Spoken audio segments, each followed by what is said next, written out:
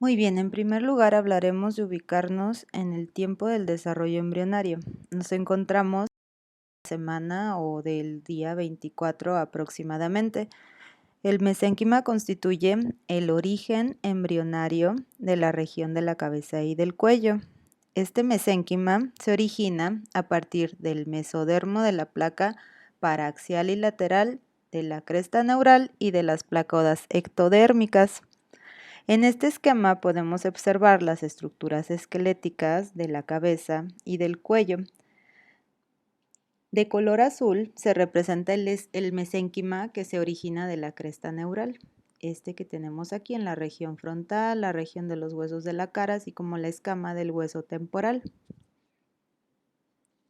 De color amarillo vemos el mesodermo que se origina de la placa lateral. Aquí está, las estructuras laríngeas. Y de color rojo el mesodermo que se origina del mesodermo paraxial, que si bien recordamos, de este mesodermo de la placa lateral se derivan somitas y somitómeros. ¿Recuerdan que vimos estos mesodermos paraxial y lateral durante la clase de las primeras semanas del desarrollo, específicamente durante la gastrulación o tercera semana? ¿Recuerdan cómo las células de la capa superior o del epiblasto, estas de color azul, comenzaban a migrar en sentido ventral y a través de la línea primitiva hacia la capa media, hacia las células mesodérmicas, y que de acuerdo a los sitios donde se establecían, iban a originar diferentes regiones que podemos observar aquí? Está la notocorda, una visión superior de la placa embrionaria. A un lado de la notocorda, los mesodermos paraxiales, laterales a estos, los mesodermos laterales, y después el mesodermo de la placa lateral y el mesodermo extraembrionario. Entonces observemos a estos dos, mesodermo paraxial y mesodermo de la placa lateral. De estos dos van a derivar las estructuras de la cabeza y del cuello. Recordado lo anterior, vamos a ver los derivados del mesodermo paraxial y del mesodermo de la placa lateral. Dentro de los del mesodermo paraxial tenemos a los componentes membranosos y cartilaginosos del neurocráneo, a los músculos voluntarios craneofaciales, la dermis y el tejido conectivo de la región dorsal de la cabeza, y las meninges en la posición caudal al prosencéfalo. Por otro lado, los derivados del mesodermo de la placa lateral serán los cartílagos laringeos, es decir, el aritenoides y el cricoides, así como el tejido conectivo laríngeo. Por otro lado, las células de la cresta neural que se originan en el neuroectodermo del prosencéfalo, mesencéfalo y rombencéfalo van a migrar en sentido ventral hacia los arcos faringios. Aquí en el esquema podemos observar las rutas migratorias de las células de la cresta neural, desde las regiones de prosencéfalo, mesencéfalo y rombencéfalo hasta su ubicación final, que observamos aquí como las regiones de color azul. También podemos observar estas regiones que corresponden a engrosamientos ectodérmicos, también conocidos como las placodas epifaringes. Estas placodas van a ayudar a las células de la cresta neural que están migrando en estas regiones para formar los ganglios sensitivos craneales 5, 7, 9 y 10. La cresta neural va a dar origen a estas estructuras que se mencionan aquí: viscerocráneo, es decir, estructuras de la cara, regiones membranosas y cartilaginosas del neurocráneo, al cartílago, al hueso, a la dentina, a los tendones, a la dermis, a la pía madre, al aracnoides, a neuronas sensitivas y tejido conectivo glandular. Por otro lado, las placodas ectodérmicas, estas que comentamos, darán origen a las neuronas del 5, séptimo, noveno y 10º ganglios sensitivos craneales. Muy bien, ¿y qué son los arcos faringios? Que también se le conoce como arcos branquiales por su similitud a estas estructuras que tienen algunos animales marinos como los peces, un tiburón, si recuerdan estas regiones longitudinales por donde respiran. Bueno, estos arcos faringios o branquiales son estructuras que contribuyen a la formación de la cara y del cuello. Su aparición va a ocurrir a mediados de la cuarta semana e inicios de la quinta semana de desarrollo embrionario. Con esta aparición de arcos faringios, contribuyen a la apariencia externa del embrión durante este periodo de tiempo. Aquí en el esquema podemos observar el desarrollo de los arcos faringios en el día 25, el día 28 y hacia la quinta semana. Inicialmente, con la formación de los arcos faringios primero y segundo, se puede observar la relación que guardan con la protuberancia cardíaca. Después se observa la aparición de un arco más. Tenemos 3 arcos faringios a la par de la aparición de las placodas del cristalino y de las placodas ópticas. Más adelante van a aparecer unas hendiduras entre estos arcos faringios. Aquí las podemos observar. Estas hendiduras, y esto va a ocurrir a la par de la aparición de las yemas de las extremidades. Los arcos faringios en un inicio corresponden a barras de tejido mesenquimatoso, que sería esto de color café. Barras de tejidos mesenquimatosos que son separadas por hendiduras faringias. Estas hendiduras faringias. Conforme se desarrollan los arcos y las hendiduras, van a aparecer unas evaginaciones, estas de color amarillo, desde la luz faríngea, y estas van a corresponder a las bolsas faríngeas y se observan a lo largo de las paredes laterales de la faringe, que es la parte más craneal del intestino anterior. Aquí tendremos al intestino anterior, que forma parte del esófago. Su porción más anterior es la faringe, y en las paredes laterales tenemos la formación de estas evaginaciones. Estas bolsas van a penetrar hacia el mesénquima circundante de alrededor, pero nunca van a comunicar con las hendiduras faríngeas externas, o sea, con estas de color azul. Ya hacia finales de la cuarta semana, el centro de la cara es formado por una región que se llama estomodeo. Esta región o estomodeo está rodeado por el primer par de arcos faringios.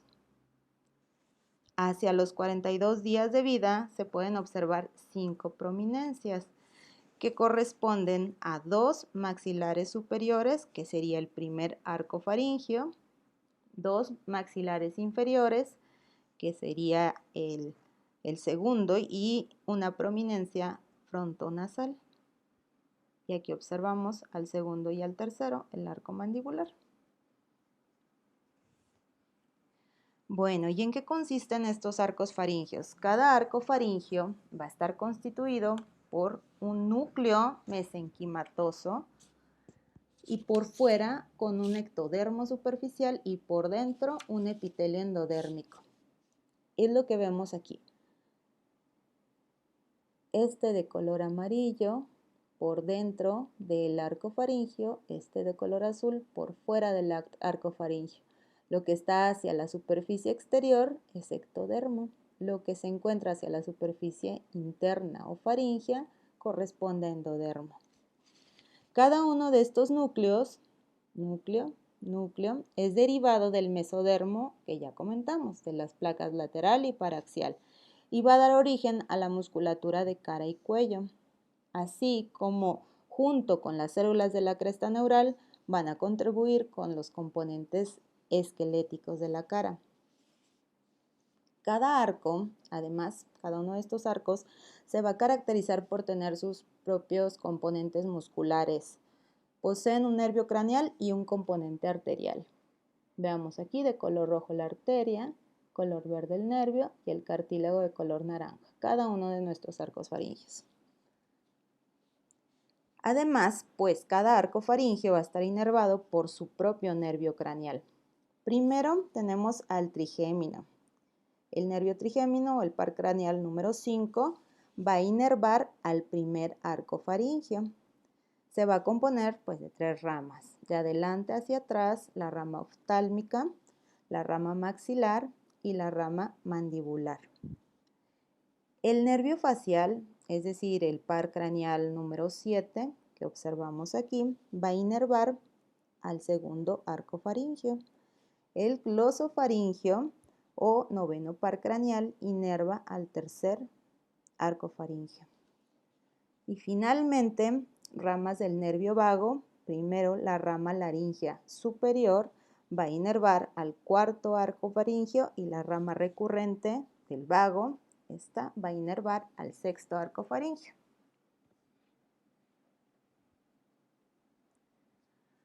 Vamos a ver los derivados y el desarrollo del primer arco faríngeo. El primer arco faríngeo se constituye por dos porciones, una dorsal y una ventral. Su porción dorsal va a dar origen a la apófisis maxilar superior y su porción ventral a la apófisis maxilar inferior, que también se conoce como el cartílago de Meckel, que observamos en esta imagen. El cartílago de Meckel va a desaparecer por completo durante las etapas posteriores del desarrollo, excepto en dos partes del extremo dorsal que van a persistir para formar los huesecillos yunque y martillo. Aquí podemos observar al yunque en etapas posteriores, así como al martillo, estos huesecillos del oído. El cartílago de Meckel se va a reemplazar con la mandíbula mediante un tipo especial de osificación que se conoce como osificación membranosa. Correspondería a esta región. El mesénquima de la apófisis maxilar va a originar diferentes estructuras. Uno es el premaxilar superior, otro es el maxilar superior, el hueso cigomático, la parte del hueso temporal que también se osifica mediante osificación membranosa. La apófisis maxilar va a ser reemplazada por la maxila, como habíamos comentado, pues por osificación membranosa. El maxilar inferior se forma por osificación membranosa del tejido mesenquimatoso, que rodea al cartílago de Meckel. El primer arco contribuye con formar los huesos del oído medio. ¿Y cómo es la inervación del primer arco? Es lo que habíamos comentado con ramas del trigémino o del quinto par craneal. Como el mesénquima del primer arco también contribuye a formar la dermis de la cara, la inervación sensitiva de la piel es por las ramas oftálmica, maxilar superior e inferior del trigémino, por esta relación que tienen.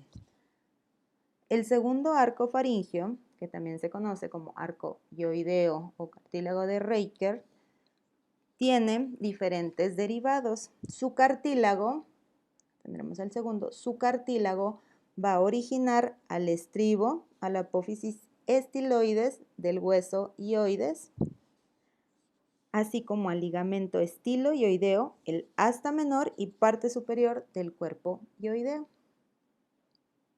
Esta parte de aquí. Sus músculos, los músculos del segundo arco, van a originar al estribo, al estiloioideo, al vientre posterior del digástrico, al auricular y a la musculatura de la expresión facial. La inervación del segundo arco está dada por el nervio facial o el séptimo par craneal. Este va a permitir la inervación de los músculos del segundo arco faríngeo. Vamos a pasar al tercer arco faríngeo. El tercer arco faríngeo va a tener derivados de su cartílago la parte inferior del cuerpo del hioides y el asta mayor del hueso del hioides. Asta mayor, parte inferior del cuerpo, por el tercer arco faríngeo. Los derivados musculares serán los músculos estilofaringios y va a ser inervado por el glosofaringio o el noveno par craneal. Finalmente tenemos los cuartos y sextos arcos faringios. Sus componentes cartilaginosos se van a fusionar y van a formar los cartílagos tiroides, cricoides, aritenoides y cuneiforme de la laringe. Los músculos del cuarto arco faríngeo corresponden al cricotiroideo, al elevador del paladar y a los constrictores de la faringe, y los músculos del sexto arco faríngeo a los músculos intrínsecos de la laringe. La inervación de los músculos del cuarto arco faríngeo va a estar dada por la rama laringea superior del vago y los músculos del sexto arco faríngeo serán inervados por la rama laringea recurrente del vago. En esta tabla se resumen las estructuras derivadas de los arcos faríngeos, así como la inervación de cada uno. Es importante que resuman y se aprendan muy bien esta tabla para conocer todos los derivados de cada uno de los arcos faríngeos en las regiones de cabeza y cuello. Ahora, ¿qué ocurre con las bolsas faríngeas?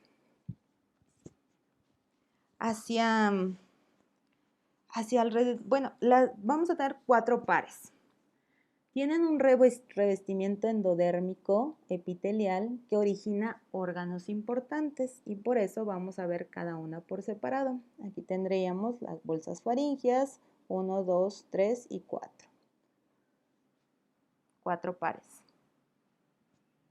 Empezamos con la primera bolsa faríngea. La primera bolsa faríngea va a formar un divertículo que parece un tallo.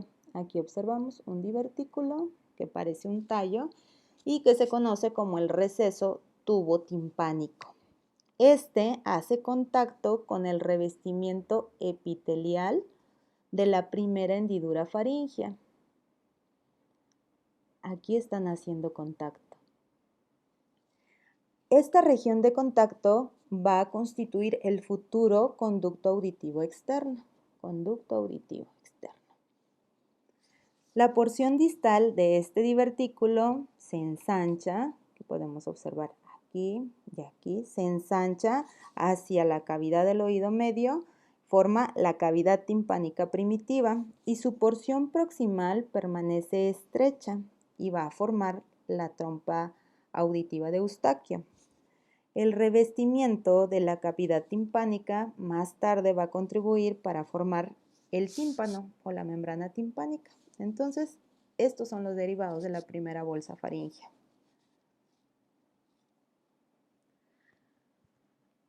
Hacia el tercero y el quinto mes, esta bolsa faríngea va a ser infiltrada por el tejido linfático, o sea, hacia las amígdalas. Vemos que el epitelio de la segunda bolsa faríngea va a proliferar y va a formar unas yemas que penetran hacia el mesénquima y van a ser invadidas por tejido mesodérmico a su vez. Este constituye el primordio de las amígdalas palatinas, como podemos ver en este esquema más temprano y más tardío del desarrollo embrionario. La región de color morado corresponde al derivado de la segunda bolsa faríngea, que es la amígdala palatina. Una parte de esta bolsa persiste y en el adulto corresponde a la fosa amigdalina.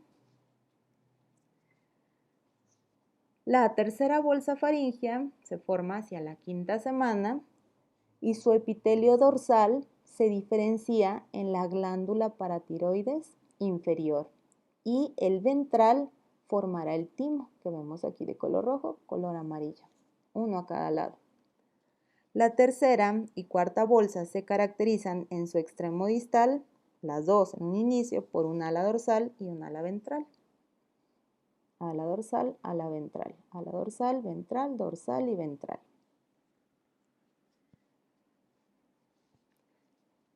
Estos dos primordios glandulares que acabamos de comentar, de la paratiroides y del timo, pierden su conexión con la pared faríngea conforme avanza el desarrollo. Dejan de estar aquí en comunicación con esta pared faríngea. El timo migra caudal y medialmente y arrastra consigo a la glándula paratiroidea inferior. El timo se desplaza a la parte anterior del tórax, donde se va a fusionar con el del lado opuesto. Su crecimiento va a continuar después del nacimiento y hasta la pubertad. En los niños va a ocupar una buena proporción en el tórax, se va a localizar detrás del esternón, anterior al pericardio y los grandes vasos. En niños mayores se atrofia y después es reemplazado por tejido adiposo. El tejido paratiroideo descansa en la superficie posterior o dorsal de la glándula tiroides y da origen a la glándula. Y pasamos a la cuarta bolsa dorsal, la glándula paratiroidea superior. Glándula paratiroidea superior a partir de la cuarta bolsa, la inferior fue de la tercera bolsa. El epitelio ventral de la cuarta bolsa faríngea va a dar origen al cuerpo último branquial. Este cuerpo último branquial se va a unir a la tiroides y en la tiroides va a dar origen a las células parafoliculares o células C, y estas se encargan de secretar calcitonina, hormona importante en la regulación de los niveles séricos de calcio.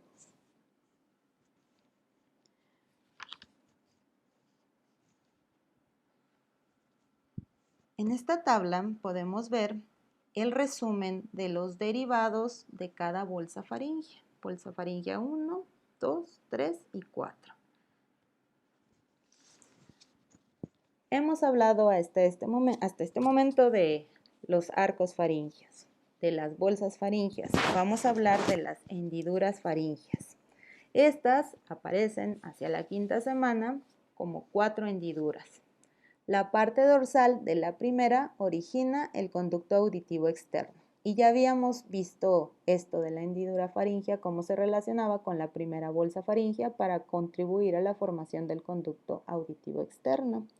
Las hendiduras de la 2 a la 4 van a formar el seno cervical porque el crecimiento del segundo arco faríngeo hace que se superpongan estas segunda a cuarta hendiduras, formando y separándose primero de la región faríngea, de la pared faríngea, y formando este seno cervical, uno a cada lado, que podemos observar en el esquema aquí de color gris.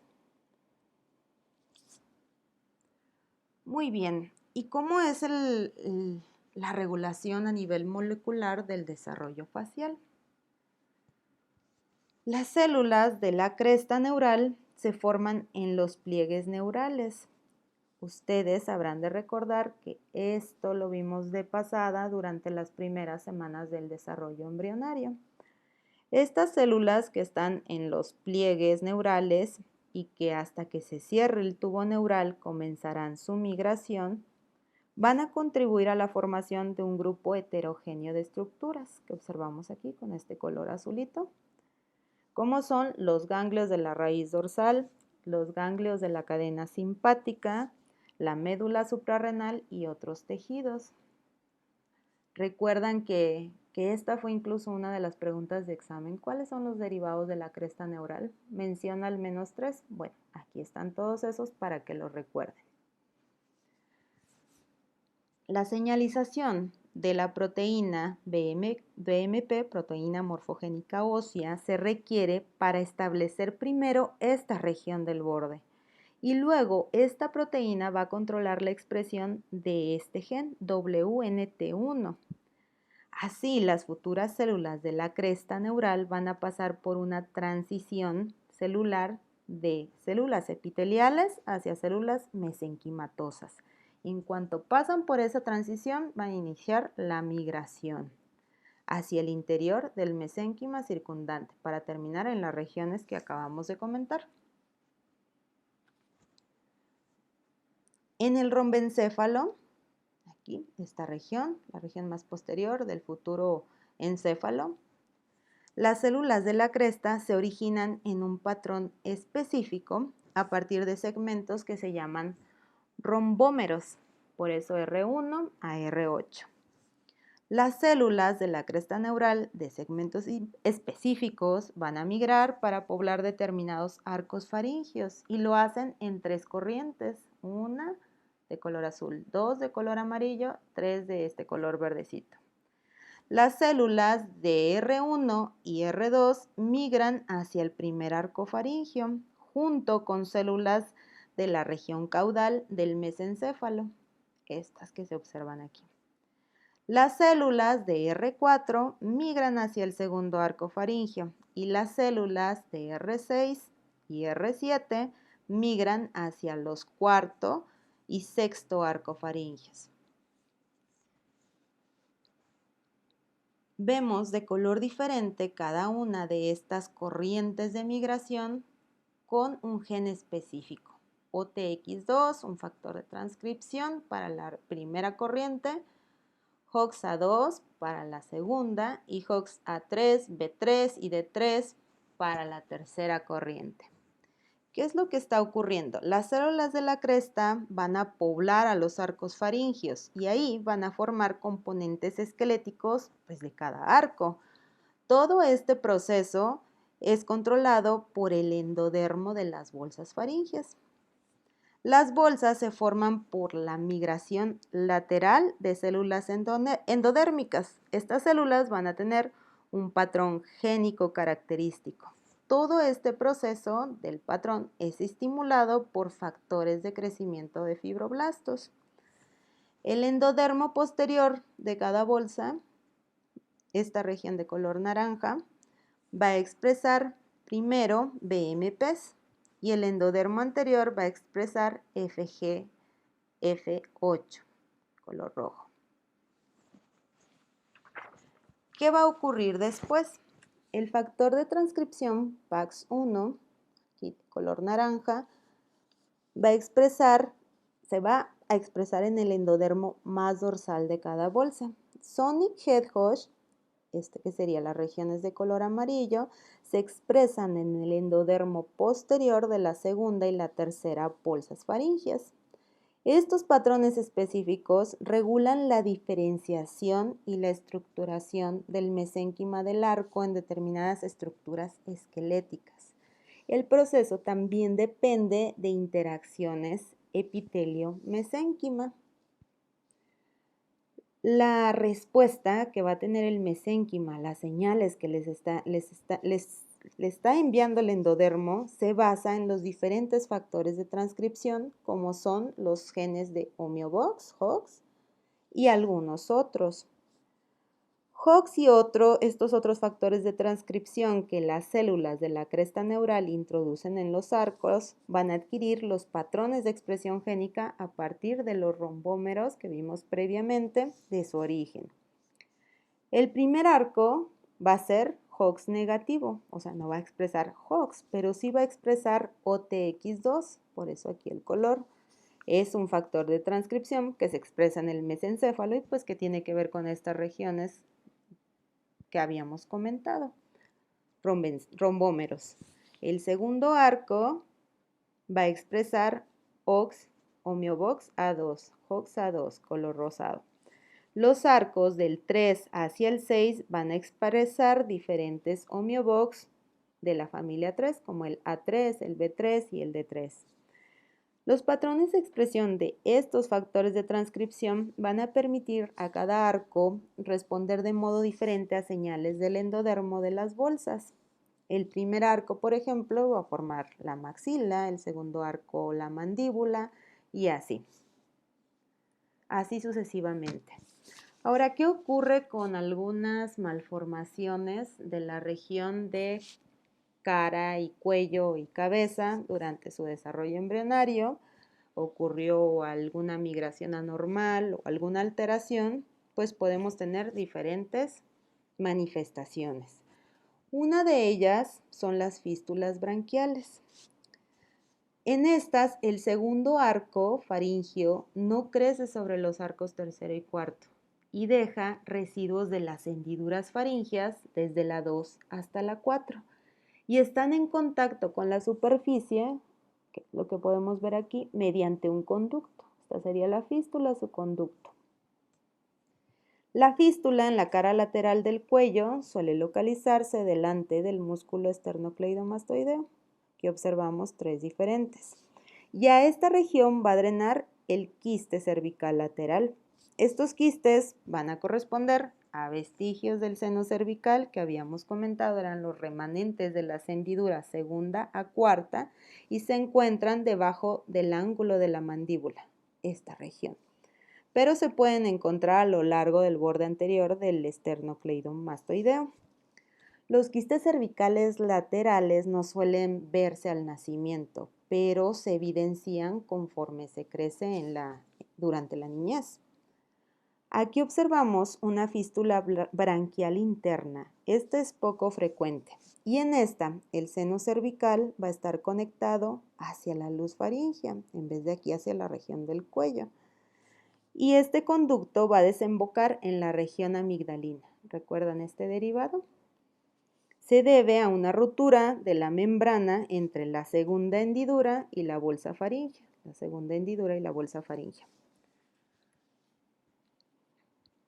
Muy bien, ahora, ¿qué pasa con las anomalías en la migración de las células de la cresta neural? ¿Qué anomalías tenemos a nivel craneofacial? Ya vimos que las células de la cresta neural contribuyen con la formación de estructuras de la región craneofacial, pero también van a contribuir con la formación de las almohadillas endocárdicas conotruncales. Y por eso es que es frecuente no solo ver anomalías de esta región craneofacial, sino también ver defectos cardíacos como la tetralogía de Fallot, la transposición de los grandes vasos, cuando existen alteraciones en estas células.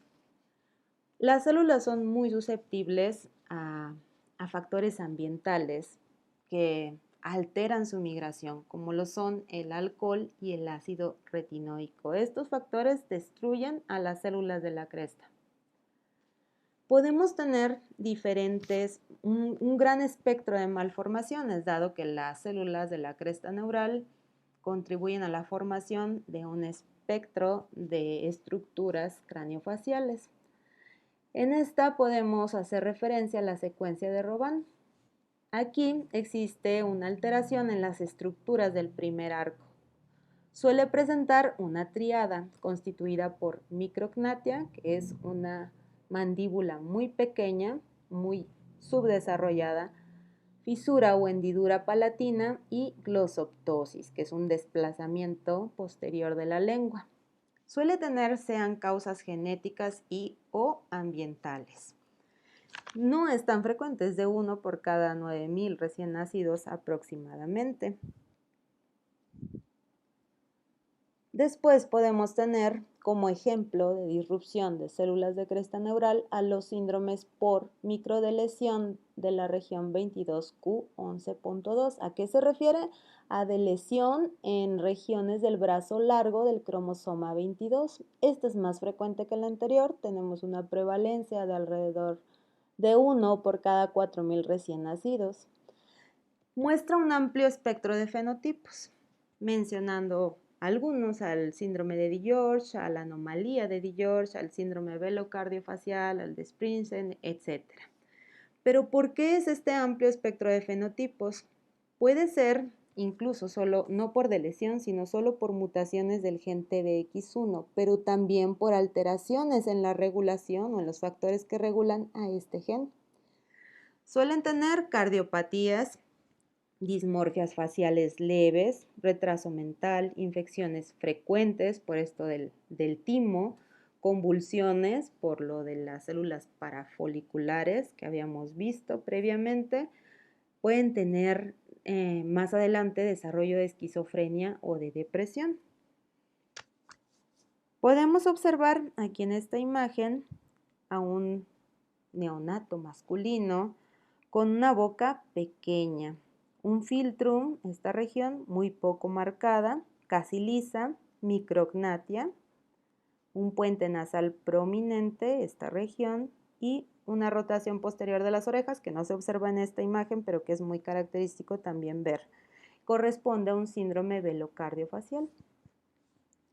En esta otra observamos un síndrome de DiGeorge. En este existe una hipoplasia leve de la mandíbula, un labio superior prominente y unas orejas grandes. Y bueno, tienen como característica infecciones muy frecuentes por alteraciones en el timo. No vamos a ver más de estas anomalías, solo es para ilustrar el desarrollo para que puedan ustedes correlacionar.